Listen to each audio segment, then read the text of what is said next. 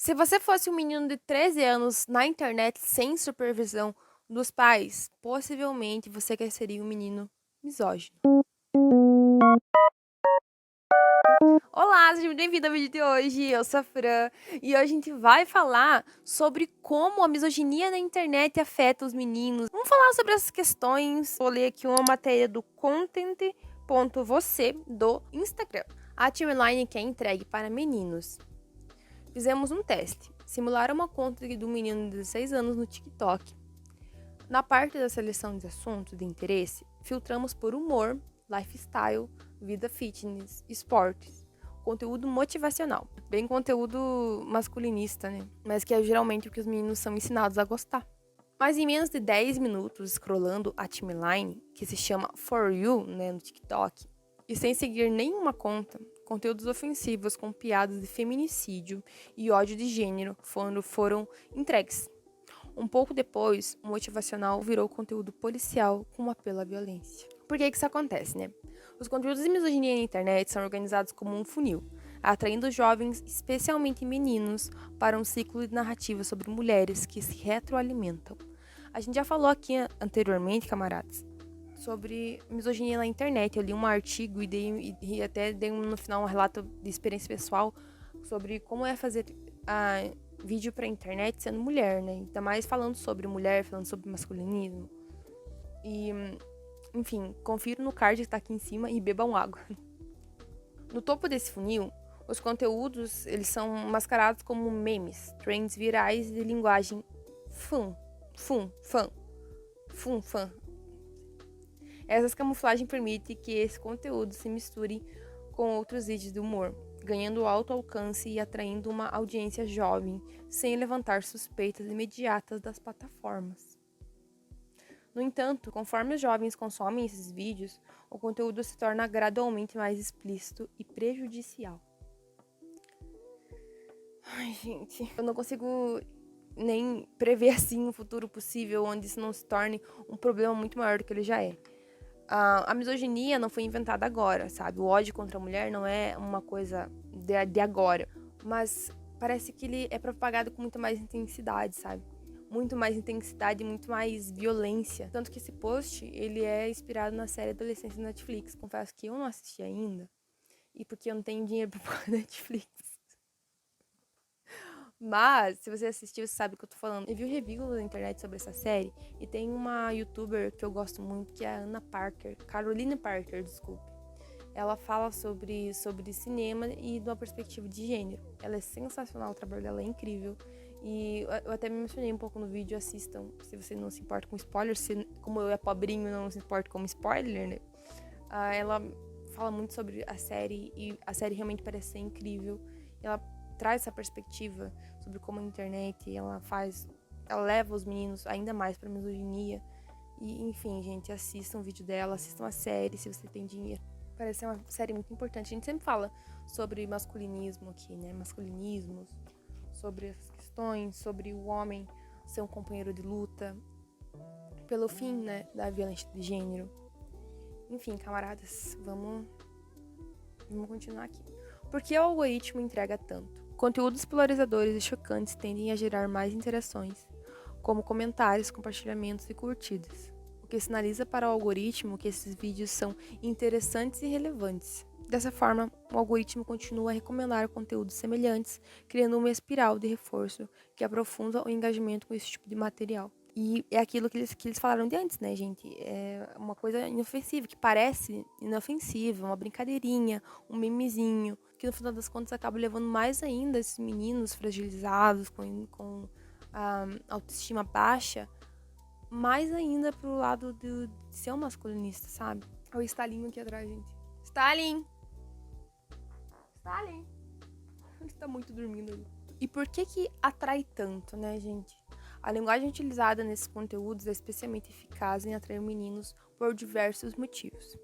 Primeiro, ela cria um senso de pertencimento. Meninos encontram nesses conteúdos uma comunidade onde sentem que podem se encaixar e compartilhar um humor comum, mesmo que seja prejudicial.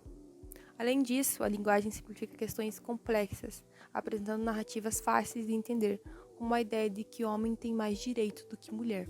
E até, às vezes, leva esses meninos a acreditarem que as mulheres é que estão comandando a sociedade, né? As mulheres têm muito mais privilégios do que os homens. Que é uma narrativa bem red pill mesmo das ideias. E é super teoria da conspiração, assim. Pegam esses meninos de volta, os meninos fragilizados, e acabam jogando eles pra esse limbo, assim, de propagar essas violências contra as mulheres. Propagar essa violência por muitas vezes não vai ser explícita como é na série, como vi a Caroline falar na série, da série, né? Que é uma coisa explícita. Ela, se não me engano, a série, o enredo da série é um assassinato de uma garota. E as perspectivas completamente misóginas sobre a garota, sabe? E acaba jogando os meninos a reproduzirem essas violências que muitas vezes são simbólicas, mas ainda são sim, violência, e simbólica no sentido de não é uma violência física, mas é uma violência ainda, sabe? Enfim, vamos continuar lendo esse artigo aqui. Como combater essa influência? Educar meninos que não odeiam mulheres começa por saber que isso não é um papel só das mães. Exatamente. Começa já por compreender que já tem uma perspectiva de gênero que a mãe tem que educar, o papel do cuidado já está muito bem estabelecido para essa lógica de as mães educarem melhores os filhos. Além de jogar esse trabalho de cuidado a mais ainda nas costas das mulheres, das mães, das meninas, da família, ainda acaba reforçando esse papel de gênero. Acaba jogando mais ainda o papel de educar só nas costas das mulheres. E não tem que ser um problema só das mulheres para as mulheres resolver. As mulheres majoritariamente educaram os meninos e olha o que aconteceu, né? Porque elas também são ensinadas a reproduzir essas violências, né? Também são ensinadas a antagonizar os papéis de gênero dentro da sociedade, porque elas também foram ensinadas dessa mesma forma.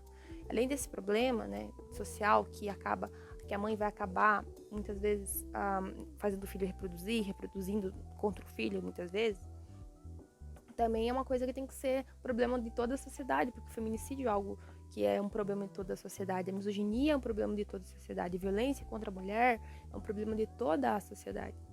Então a gente tem que ver como um problema maior e resolver como se fosse um problema maior, porque é um problema maior do que só educar, do que uma perspectiva só da mãe educar, que fique só no cargo daquela mãe, fica mais sobrecarregada e mais que muitas vezes ela nem vai ter instrução. A gente também tá falando de uma sociedade, né, quando a gente fala do Brasil, também tá falando de uma sociedade que não tem nem tempo para educar direito os filhos, sabe? Esse problema também de não ter supervisão na internet, muitas vezes é porque o pai e a mãe estão extremamente sobrecarregados, porque o pai e a mãe estão trabalhando na escala 6x1, por exemplo. A gente volta para falar sobre a escala 6x1, lutar pelo fim da escala 6x1 também diz respeito a como os meninos serão ensinados na sociedade. Porque como que vai supervisionar o tempo todo do filho se você, sei lá, sai 7, 8 horas de casa e chega 7, 8 horas em casa da noite?